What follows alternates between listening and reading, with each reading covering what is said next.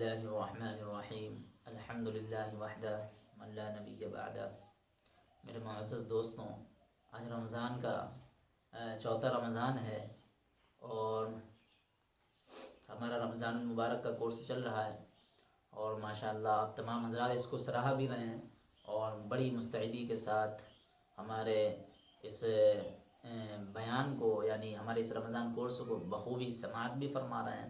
اللہ آپ کو اس کا بہترین اجر عطا فرمائے اور آپ کے علم میں عمل میں اضافہ عطا فرمائے۔ تو جلدی سے شروع کرتے ہیں تراویح کی 20 رکعت۔ لیکن جاننا چاہیے کہ تراویح رسول اللہ صلی اللہ علیہ وسلم، صحابہ کرام اور فقہاء اعظام نے 20 رکعتیں پڑھی۔ عبداللہ ابن عباس کی ایک روایت ہے، نبی اکرم صلی اللہ علیہ وسلم کا رمضان المبارک میں 20 رکعت الگ پڑھنے کا معمول تھا۔ دور صحابہ سے لے کر کے اب تک امت مسلمہ کا 20 رکعت تراویح پڑھنے کا ہی معمول چلا رہا، حتیٰ کہ حرمین شریفین میں بھی آج تک 20 رکعت ہی پڑھی جاتی ہیں، اس لیے کہ 20 رکعت پڑھنے کا اہتمام کرنا چاہیے۔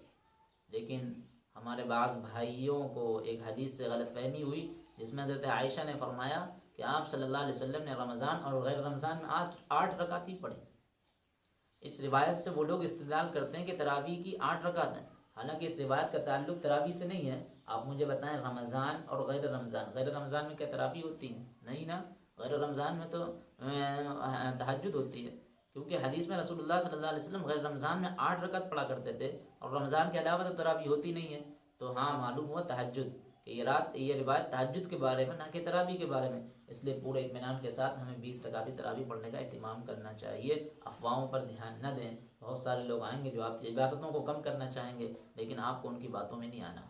20 رکعت یہ فقہاء کرام، محدثین اعظام اور صحابہ کرام کا یہی معمول تھا 20 رکعت پڑھنے کا، بلکہ نہ کہ 8 رکعت پڑھنے کا۔ یہ لوگ اس امت کے خائن ہیں اور فقہاء اعظام کی باتوں کے چور ہیں، غلط بیانی کرتے ہیں، غلط استدلال کرتے ہیں، ان کی باتوں میں نہیں آنا۔ اچھا، اس سے 2-3 باتیں یہ عرض کر دوں۔ دیکھیں تراویح کتنی بڑی عبادت ہے، اس کا اندازہ ہم کیسے کر سکتے ہیں کہ رمضان میں کوئی عبادت سب سے پہلے شروع نہیں ہو رہی، سب سے پہلے جو عبادت شروع ہو رہی چاند دیکھنے کے بعد وہ تراویح کی ہو رہی، لیکن ہم اتنے نااہل بن جاتے ہیں، ہم اتنی سستی اور کاہلی کرنے لگتے ہیں کہ تراویح جیسی نعمت سے ہم محروم ہو رہے ہیں۔ تراویح پڑھنا تو اس طرح جب ہم پڑھیں گے، ہر رمضان کے پورے تراویح جب ہم پڑھتے ہیں تو رمضان میں ہی شب قدر ہے، تو شب قدر کوئی ایک خاص رات میں تو متعین نہیں ہے نا، ایک قوی امید ہے 27 شب کو یا طاق راتوں میں، لیکن کوئی متعین تو نہیں ہے نا۔ تو جب ہم تراویحوں کا اہتمام کرتے ہوں گے اور وہ رات جب ہمیں میسر آ جائے گی اور اس رات میں ہم جب تراویح پڑھتے ہوئے عبادت کو پا لیں گے تو کیا کہنے ہیں، کیا ہم کو فضائل مل جائیں گے، کیا ہمارے ہاتھ میں بھلائی لگے گی، کیا ہمارے ہاتھ میں ایک قیمتی اثاثہ لگے گا کہ 1000 مہینوں کی راتوں کی ہم نے عبادت کو طے کر لیا آسانی سے۔ لیکن آج افسوس کہ ہم تراویح سے گریز کرتے ہیں، پرہیز کرتے ہیں، بلکہ ہمیں تراویح کا اہتمام کرنا چاہیے۔ دوسری بات یہ کہ جن لوگوں کی تراویح اگر ایک بار چھوٹ جائے نا تو وہ اب تراویح پڑھنا ہی بند کر دیتے ہیں۔ یہ بالکل بے وقوفی اور حماقت اور نااہلی اور نادانی اور کم سنی کی باتیں۔ اب مجھے بتائیں کہ اگر کوئی بندہ دلی جا رہا ہو اور 20 بسیں یہاں سے دلی جاتی ہوں، اور اگر اس کی پہلی بس دلی جانے والی چھوٹ جائے تو کیا اب وہ دلی جانا کینسل کر دیتا ہے؟ تو اب وہ کیا دلی جانا چھوڑ دے گا؟ کیا اب وہ دلی نہیں جائے گا نا؟ بلکہ اب تو اس کے لیے اور زیادہ اس کی فکر پیدا ہو گئی کہ اب ہم نمی بس میں اور پہلے زیادہ کھڑے ہو جائیں۔ ٹائم اگر اس کا 1 گھنٹے میں چھوٹنے کا ہے تو اب ہم وہاں 1 گھنٹے پہلے کھڑے ہو جائیں تاکہ نمی بس ہم کو مل جائے۔ اب جو چھوٹ گئی لیکن اب دوسری نہیں چھوٹنی چاہیے، یہ اس کی فکر ہے، یہ اس کی مشغولی بڑھ جاتی نا۔ تو اب آپ مجھے بتائیں، تو ایک تراویح چھوڑ گئی، اس کی معافی تلافی کر لو، اب جو اتنی ساری تراویحاں ہیں اس کو ہی پڑھنا چھوڑ دو، اس طرح حماقت کی بات نہ کرو۔ تیسری چیز وہ یہ کہ تراویح پڑھتے میں لوگ بڑی جو دھکا مکی کرتے ہیں یا جو ہے اس طرح سے شرارتیں کرتے ہیں، شیطانی کرتے ہیں، ان کو اس سے بچنا چاہیے۔ تراویح میں امام صاحب کا اور مصلیان اعظام کی نمازوں کا سارا جو خراب کرنے کا عذاب ملے گا وہ آپ کو ملے گا۔ دوسروں کے لیے جینا سیکھیں۔ اسلام نے اللہ اور اس کے رسول کی اتباع کے ساتھ بندوں کی خدمت، ان کے ساتھ ہمدردی، خیر خواہی کی بڑی تاکید فرمائی، آج ہم دیکھتے ہیں کہ لوگ اپنی ضرورت کو دوسروں کی ضرورت پر ترجیح دیتے ہیں، ہر وقت اپنی ترقی اور اپنی عزت چاہتے ہیں، اگرچہ اپنے مفاد کو حاصل کرنے میں دوسروں کی عزت، مال یا جان برباد ہو جائے انہیں فرق نہیں پڑتا، حالانکہ یہ چیز انسانیت اور مزاج اسلام کے خلاف ہے۔ ایسا انسان نہ اللہ کے نزدیک محبوب بن سکتا، نہ لوگوں کے دلوں میں اس کی کوئی وقعت ہوتی ہے۔ اس لیے ہمیں دوسروں کی ترقی، عزت، ان کی مدد کرنے کی فکر کرنی چاہیے۔ حدیث میں اس کی بڑی ترغیب آئی ہے۔ رسول اللہ صلی اللہ علیہ وسلم نے فرمایا، جو شخص کسی مسلمان کی دنیاوی پریشانیوں میں سے کوئی پریشانی دور کر دے گا، اللہ تعالیٰ اس سے آخرت کی پریشانیوں کو دور کر دے گا، اور جو کسی تنگ دست کے ساتھ آسانی کا معاملہ کرے گا تو اللہ تعالیٰ اس کے لیے دنیا اور آخرت میں آسانیاں پیدا کر دے گا، اور جو شخص کسی مسلمان کے عیبوں کو چھپائے گا، اللہ تعالیٰ دنیا اور آخرت میں اس کے گناہوں پر پردہ ڈال دیں گے، اور اللہ تعالیٰ اپنے بندے کی اس وقت تک مدد کرتے رہتے ہیں جب تک کہ بندہ اپنے بھائی کی مدد میں لگا رہتا ہے۔ تو اس لیے ہمیں جو ہے دوسروں کی عزت دینا چاہیے، دوسروں کی مدد کرنا چاہیے، دوسروں کی ایثار میں ہمیں بڑھ چڑھ کر کے حصہ لینا چاہیے، قربانی دینی چاہیے، کیونکہ احادیث میں اس کی بڑی فضائل آئے ہیں، مناقب بیان ہوئے ہیں کہ جو شخص اس طرح کرتا ہے اللہ قیامت کے دن اس کی پریشانیوں کو دور کر دے گا، اور جو شخص اپنے مومن بندے بھائی کی مدد میں لگا رہتا ہے اللہ اس کی مدد میں لگا رہتا ہے۔ مفلس کون ہے؟ ایک مرتبہ آپ نے صحابہ سے پوچھا، تم جانتے ہو مفلس کون ہے؟ صحابہ نے فرمایا، ہم میں سے مفلس وہ جس کے پاس مال و دولت اور گھر بار نہ ہو۔ آپ صلی اللہ علیہ وسلم نے ارشاد فرمایا، میری امت میں مفلس وہ ہے جو قیامت کے دن اس حال میں آئے کہ ان کے پاس نمازیں بھی ہوں، روزے بھی ہوں، حج بھی ہوں، زکوٰۃ بھی ہوں، خیرات بھی ہوں، دیگر نیکیاں بھی ہوں، مگر ان سے قصور یہ ہوا ہوگا کہ انہوں نے کسی کو گالی دی ہوگی، کسی کا مال ہڑپ لیا ہوگا، کسی کا خون بہایا ہوگا، کسی کو مارا ہوگا، تو ان کو روک لیا جائے گا اور حقدار کو ان سے بدلہ دلوایا جائے گا۔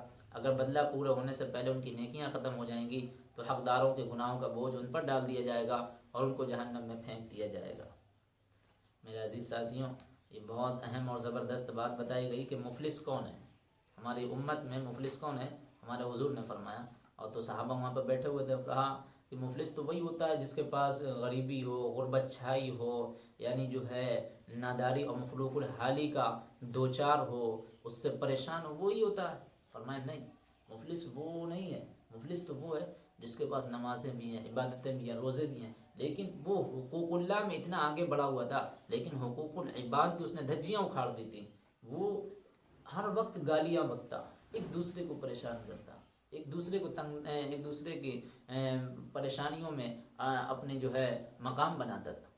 ایسے شخص کو قیامت کے دن آئے گا، اس سے اس کی تمام نیکیاں اس کو دلوائی جائیں گی، اس کی نیکیاں ختم ہو جائیں گی، جو بچے گا اس کا گناہ اس پر ڈال دیا جائے گا۔ ایسا شخص مفلس ہے۔ ہمیں حقوق العباد کا بہت خیال رکھنا چاہیے، تاکہ کہیں ایسا نہ ہو کہ ہمارے پاس نماز روزوں کی پابندی بھی ہو، پوری زندگی ہم نے نمازیں بھی پڑھی ہوں، صدقے خیرات بھی دی ہوں، لیکن آخرت میں ان نمازوں سے صرف دوسرے کا قرضہ ادا ہو سکے اور کچھ نہ بن سکے، اس کا ہمیں پرہیز کرنا چاہیے۔ اسی طرح زبان پر قابو، دیکھیں ہماری زبان سے کبھی کسی کو تکلیف نہیں ہونی چاہیے، اس لیے زبان سے جو بھی الفاظ نکالیں وہ خوب سوچ سمجھ کر کے نکالیں۔ بڑے کہتے ہیں پہلے تولو پھر بولو، کیونکہ قیامت کے دن اللہ کی نظر میں سب سے برا شخص وہ ہوگا جس کو لوگ اس کی بدزبانی کی وجہ سے چھوڑ دیں۔ حضرت عقبہ بن عامر نے رسول اللہ صلی اللہ علیہ وسلم سے پوچھا، اللہ کے رسول نجات کن اعمال کے کرنے میں؟ آپ صلی اللہ علیہ وسلم نے فرمایا، اپنی زبان کو روک کر رکھو، اپنے گھر میں رہو، بلا ضرورت گھر سے باہر نہ پھرو، اور خطاؤں پر رویا کرو، یعنی اپنی غلطیوں پر رویا کرا کرو۔ تو زبان کا آج ہم لوگوں کا بے دریغ استعمال ہونا، اور جو معاشرے میں جو زبان کا لفاظی جو ہمارے جملے ہوتے ہیں، وہ ہم نے معاشرے کو ایک ظالمانہ معاشرہ بنا رکھا ہے، ایک دوسرے کے حق میں ظالمانہ۔ اس لیے ہمیں زبان کو بیجا استعمال کرنے سے پرہیز اور گریز کرنا چاہیے، کیونکہ یہی ایک زبان ہے جس سے ہم خیر خواہی کر سکتے ہیں، ایک دوسرے کے ٹوٹے ہوئے دل کو جوڑ سکتے ہیں، ایک بکھرے ہوئے دلوں کو ہم موتیوں کی لڑیوں میں پرو سکتے ہیں۔ لیکن جب اسی زبان سے ہم وہ نمک جلے بھنے الفاظ بولیں گے تو اس سے نہ صرف جڑے دل ٹوٹیں گے، بلکہ موتیوں میں دانے پرے ہوئے بھی موتیوں سے نکل پڑیں گے۔ تو اس لیے ہمیں اپنی زبان کا صحیح استعمال کرنا چاہیے۔ اسی طرح جنازے کی نماز کے فرائض، جنازے میں دو چیزیں ضروری ہیں، ایک کھڑے ہو کر کے نماز پڑھنا، اور امام کے ساتھ چاروں تکبیریں کہنا۔ 4 تکبیر اللہ اکبر کہنے کے بعد سبحانک اللہم و بحمدک و تبارک اسمک وتعالی جدک وجل ثناؤک ولا الہ غیرک۔ دوسری تکبیر اللہ اکبر کہنے کے بعد نماز والا درود شریف پڑھنا۔ تیسری تکبیر اللہ اکبر کہنے کے بعد دعا پڑھنا جو دعائے مسنون ہے، اللہم اغفر لحینا ومیتنا وشاہدنا وغائبنا وصغیرنا وکبیرنا وذکرنا وانسانا، اللہم من احییتہ منا فاحیی علی الاسلام ومن توفیتہ منا فتوفہ علی الایمان۔ چوتھی تکبیر اللہ اکبر کہنے کے بعد سلام پھیرنا۔ یہ آپ کی جنازے کی نماز ہے۔ جنازے کی نماز بہت چھوٹی سی ہے، بلکہ یہ نماز نہیں ہے، یہ دعا ہے۔ اس کو یاد کرنے خود پڑھایا کرا کریں، اہل قرابت کا، اپنے اعز و اقربا کا، رشتہ داروں کا خود پڑھائیں نماز جنازہ۔ کہیں بھی گندگی کو برداشت نہ کریں۔ اللہ کے نزدیک دنیا میں سب سے زیادہ پسندیدہ جگہ مسجد ہے، اور ہمارے دل میں سب سے زیادہ عظمت مسجد ہی کی ہونی چاہیے، اور اس میں ذرہ برابر کوئی گندگی اور کسی طرح کی بھی کوئی نازیبا حرکت کو برداشت نہیں کرنی چاہیے۔ مسجد کی صفائی پر اللہ کے رسول بہت زیادہ دھیان دیتے تھے۔ رسول اللہ صلی اللہ علیہ وسلم نے فرمایا، مسجدوں کو دھول وغیرہ کو صاف کرنا، مسجدوں سے دھول وغیرہ کو صاف کرنا جنت کی حوروں کا محل ہے۔ اسی طرح مسجد سے تنکے ہٹانے پر بھی جنت میں محل کا وعدہ فرمایا۔ نیز رسول اللہ صلی اللہ علیہ وسلم نے محلے میں مسجدیں بنانے، انہیں پاک صاف رکھنے اور خوشبوؤں سے بسانے کا حکم دیا۔ تو ہمیں کہیں بھی گندگی کو برداشت نہیں کرنی چاہیے۔ اسلام پاکی، صفائی، تطہیری، پاکیزگی کا حکم دیتا ہے، نہ کہ گندگی کا، اور بالخصوص مسجدوں میں گندگی نہ کریں۔ کہیں پر اگر کوئی گندگی نظر آ جائے تو اس کو برداشت بھی نہ کریں، فوراً اس کو ہٹا دیں۔ لیکن افسوس یہ کہ مسجد میں اگر ہمیں ذرا سا بھی کوئی تنکا نظر آتا تو ہم فوراً سیدھے اپنا جابرانہ اور ظالمانہ رویہ دکھاتے ہوئے مؤذن صاحب کے اوپر کھڑے ہو پڑتے ہیں۔ مؤذن صاحب سے بدتمیزی، بد زبانی، بد کلامی کہ تم کیا کرتے ہو، صاف صفائی نہیں کرتے ہو، اتنا بھی نہیں دیکھتے ہو کہ یہاں پر گندگی ہے۔ ارے اللہ کے بندے، اگر تو بھی ہٹا دے گا نا اس تنکے کو، تجھے بھی جنت کی حوروں کا محل مل رہا ہے۔ یہ مسجدوں میں صاف صفائی کرنا یہ انبیاؤں کا کام ہے، صحابہ اکرام کا کام ہے، یہ کسی نوکر چاکر کا کام نہیں ہے۔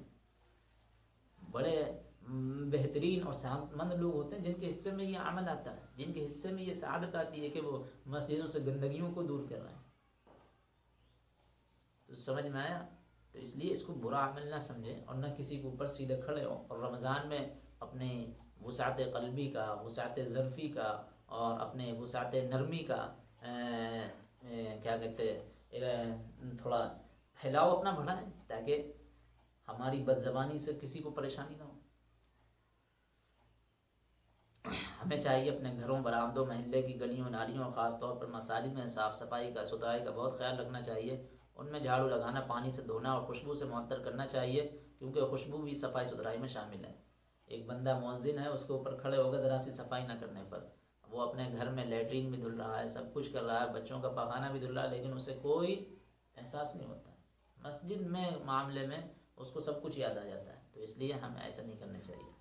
مسجد میں شور نہ کریں۔ آج کل مسجدوں میں دیکھنے کو ملتا ہے کہ لوگ گروہ بنا کر بیٹھ جاتے ہیں اور دنیاوی باتیں شروع کر دیتے ہیں، کہکا لگا کر ہنستے ہیں۔ یہ بہت بڑا گناہ ہے، اسے قیامت کی علامت بتلایا گیا۔ رسول اللہ صلی اللہ علیہ وسلم نے فرمایا، جب میری امت میں 15 چیزیں ہونے لگیں گی، 15 چیزیں کرنے لگیں تو اس پر مصیبت نازل ہوگی۔ عرض کیا گیا، اللہ کے رسول وہ کون کون سی چیزیں ہیں؟ آپ صلی اللہ علیہ وسلم نے فرمایا، جب مال غنیمت کو، دولت، امانت کو غنیمت، زکوٰۃ کو تاوان، آدمی اپنی بیوی کی فرما برداری کرے، اپنی ماں کی نافرمانی کرے، اپنے دوست پر احسان کرے، اپنے باپ پر ظلم کرے، مسجد میں آوازیں بلند کریں، رذیل آدمی کا قوم کا لیڈر بن جانا، شر کے خوف سے آدمی کی عزت کی جائے، شراب پی جائے، ریشم پہنا جائے، گھروں میں گانے والی لونڈیاں اور باجے رکھے جائے، امت کے آخر میں آنے والے پہلوں پر لعنت بھیجیں، تو اس وقت تم سرخ آندھی یا زمین میں دسنے اور صورت تبدیل ہونے کا انتظار کرو۔ اللہ اکبر، ہم تمام کی اللہ اس سے حفاظت فرمائے۔ یہ ہمارے حضور نے خبر سے آگاہی کرتے ہوئے بتایا کہ 15 چیزیں جب ہماری امت میں ہو جائیں گی تو ان پر یہ صورتیں، یہ مصیبتیں، یہ آفتیں نازل ہوں گی۔ اس وقت تم سرخ آندھی کا انتظار کرنا۔ تو اللہ ہمیں ان سے بچائے۔ ایک دوسری روایت میں کہ مسجد میں دنیاوی باتیں کرنا نیکیوں کو ایسے ختم کر دیتے ہیں جیسے چوپائے گھاس کو چر کر ختم کر دیتے ہیں۔ مسجد عبادت اور اپنے گناہوں کو معاف کروانے کی جگہ یہاں ہنسنا اور دنیاوی باتیں کرنا بڑی بدبختی اور محرومی کی بات ہے، اللہ کے گھر کے ادب کے خلاف ہے۔ مریض کی عیادت، ایک مسلمان کا دوسرے مسلمان پر یہ حق ہے کہ جب وہ بیمار ہو تو اس کی عیادت کرے، یہ ہمارا ایمانی اور انسانی فریضہ ہے۔ حدیث میں آتا ہے کہ جب کوئی مسلمان کسی مسلمان کی صبح عیادت کرنے کے لیے جاتا ہے تو شام تک، اور شام کو جاتا ہے تو صبح تک 70,000 فرشتے اس کے لیے دعائیں مغفرت کرتے رہتے ہیں۔ ہم غور فرمائیے کہ ڈاکٹر ہونا یار کتنی بڑی کمال کی بات ہے کہ وہ کتنے یار سینکڑوں مریضوں کی عیادت کر رہا ہے، اس کے ثواب کا تو ہم کچھ اندازہ ہی نہیں کر سکتے۔ صداقت ایک اہم عبادت، جنت میں داخل ہونے کے لیے کامل ایمان کا ہونا ضروری ہے، اور جب تک ایک مسلمان دوسرے مسلمان سے محبت نہ رکھے اس وقت تک کامل ایمان نہیں ہو سکتا۔ مسلمانوں میں باہمی محبت بڑھانے کا طریقہ یہ کہ سلام کو خوب عام کیا جائے، افش السلام بینکم، سلام کو آپس میں پھیلاؤ، یہ ہمارا ایک مسلمانوں کا طرز ہے۔ لیکن غیر جو ہے ہر کسی سے ملتے بغیر کچھ نہ کچھ بولتے ہیں، لیکن ہم مسلمان جو ہے سلامتی کے یعنی دعائیہ جملے کہنے سے بھی گریز کرتے ہیں، اور اس کو جو ہے کہنا اپنے وقار کا اور اپنے شرف کا باعث سمجھتے ہیں کہ اس سے ہم گریز کریں۔ بلکہ حقیقت یہ ہے کہ جو آدمی سلام کرتا ہے وہ اللہ کی نظر میں بھی محبوب ہو جاتا ہے، کیونکہ اس کے اندر عاجزی آ جاتی ہے، اور دوسرے کے لوگوں سے قریب ہو جاتا ہے۔ لوگ کہتے ہیں کتنا اچھا بندہ ہے، بار بار سلام کرتا ہے۔ تو اس لیے ہمیں سلام کو خوب پھیلانا چاہیے۔ اللہ کریم ہم تمام لوگوں کو کہنے سننے سے زیادہ عمل کرنے کی توفیق عطا فرمائے، آمین۔